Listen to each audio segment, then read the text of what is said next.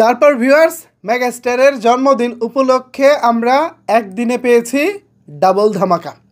একটি হচ্ছে তাণ্ডব থেকে ফার্স্ট লুক পোস্টার, অন্যটি হচ্ছে বরবাদ সিনেমা থেকে আইটেম সং।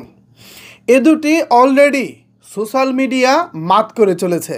ইউটিউব কাঁপাচ্ছে চাঁদ মামা অর্থাৎ বরবাদের আইটেম সং, অন্যদিকে ফেসবুক কাঁপাচ্ছে তাণ্ডব। এখনো পর্যন্ত রায়হান রাফি যতগুলো সিনেমা করেছেন তার মধ্য থেকে তাণ্ডবের পোস্টারটি একটু মিশ্র প্রতিক্রিয়া পাচ্ছে, মানে কোয়ালিটির দিক থেকে আরও বেটার হতে পারতো, দর্শকরা এমন মন্তব্য করতেছেন। অন্যদিকে মেহেদী হাসান হৃদয় নবাগত পরিচালক হলেও তিনি তার হাতের কারিশমা দেখিয়েছেন, মানে হাতের খেলাটা দেখিয়েছেন আর কি।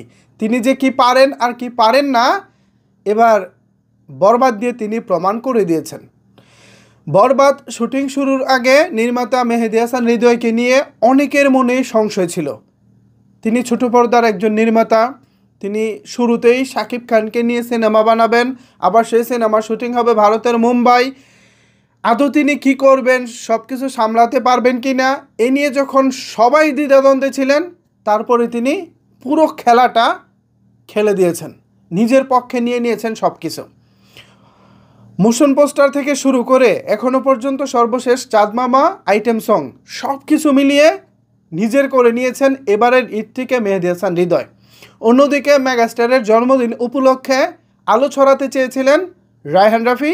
এর আগে তিনি তুফান নামক একটি সিনেমা বানিয়েছিলেন মেগাস্টারকে নিয়ে। সেই সিনেমার প্রত্যেকটা কন্টেন্ট নিয়ে দর্শকরা বেশ উচ্ছ্বসিত ছিলেন।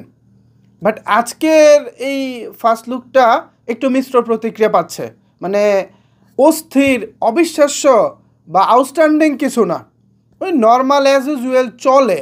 বাট রায়হান রাফি স্ট্যান্ডার্ড যেটা তিনি সেট করেছেন অতীতের কাজগুলোতে, নট অনলি তুফান ছাড়াও তিনি অন্যান্য কাজগুলোতে তিনি তার কাজের যে স্বাক্ষর রেখেছেন সেই মান অনুযায়ী আজকের তাণ্ডবের ফার্স্ট লুকটা আমার কাছে অতটা আহামরি মনে হয়নি। যাই হোক, এটা আমার পয়েন্ট অফ ভিউ, আমার পার্সোনাল ওপিনিয়ন আর কি দুইটা বিষয় নিয়ে। অন্যদিকে চাঁদ মামা বরবাদের এক কথায় টপ নচ, অস্থির।